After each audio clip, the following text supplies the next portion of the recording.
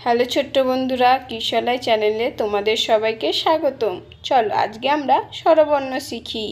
অ অয়ে অজগর, আয়ে আম, হর্ষই হর্ষইতে ইঁদুর, দীর্ঘইতে ঈগল, হস্যু হস্যুতে উট, দীর্ঘৌতে উষা, ঋতে ঋষি, এতে একতারা,